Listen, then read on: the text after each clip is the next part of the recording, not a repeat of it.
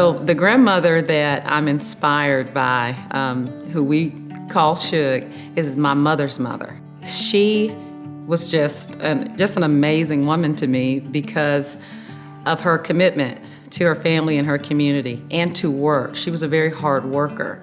And I saw that, as a child coming up. She would go and work, a full day, and then she'd come home and cook a full meal and, take care of her family, washing loads of clothes like a superwoman, and she'd do it all over again. But because she was such a sweet person and she was really strong in the area of baking, whether it was cakes or pies or cobblers, we all called her Shug.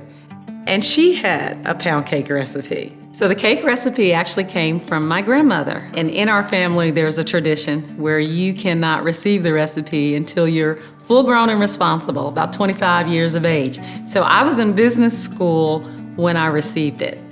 I had this dream, and I'm a stay-at-home mother, and I'm baking a lot. And so I'm trying to make a business out of something that I love doing, and I'm practicing my recipes. My house smelled like butter all the time. I'm constantly working on it, and throwing away things when they didn't come out right, and asking people to try things, taking care of small children, and supporting my husband's career. And when he was still trying to, get it together, when he was trying to figure out exactly what he wanted to do. My husband took a job in Mississippi, so we moved to Oxford, Mississippi. I eventually formulate the LLC in Mississippi, Shug Southern Foods, and I begin to create the logo, design collateral material, and I remember it being a phenomenal success. It was almost too successful because we could not keep up with the level of demand.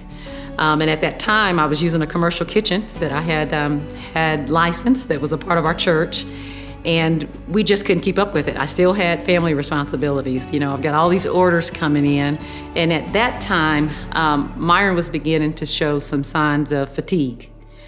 We didn't really know what it was. He would just say, I'm tired, and he was beginning to have some earaches. He decided to go and see an ENT. And they told us that it was cancer, that was multiple myeloma. And I had no idea what that was. I called my mom, and I tell her that Myron is sick, he's very sick. And we didn't know at that time what we were going to do because he was the breadwinner. I'm just dreaming and taking care of kids. But he was the one who went to work every day, and he was sick, and we didn't know what the plan of treatment would be. And now he's requiring dialysis also. And we were just shook. We didn't have any options at the time. And soon thereafter, in January of the next year, is when my mother has the massive stroke. So I had my husband home, recovering from a stem cell transplant, and my mother was in a coma at that time, unable to speak at all. And I wasn't really sure what I was going to do, but I knew God would come through. So here I was with two major challenges. My husband is sick, my mother is sick, and I had these small children.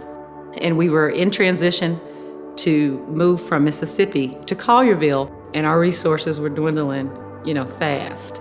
And I'm praying to God about what the next step would be. And so I just really began to situate myself in a position to where I could hear him, because he had come through so many times for me in the past that I had no doubt that he would not fail us, but I did not know how. In the moment, when it's time, the strength that we need comes from God, and even you will be amazed by it.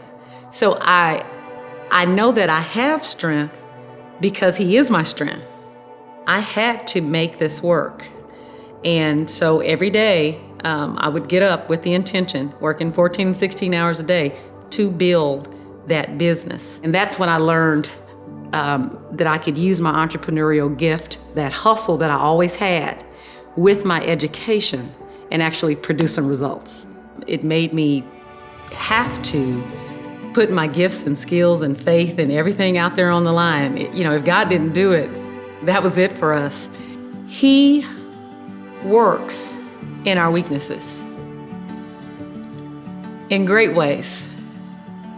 He makes amazing things when we feel like there is absolutely no way we could get it done.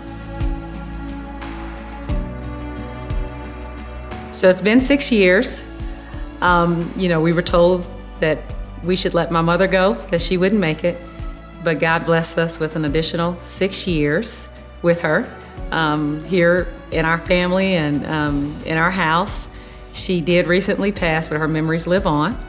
The business is thriving, very successful, and we're proud of that.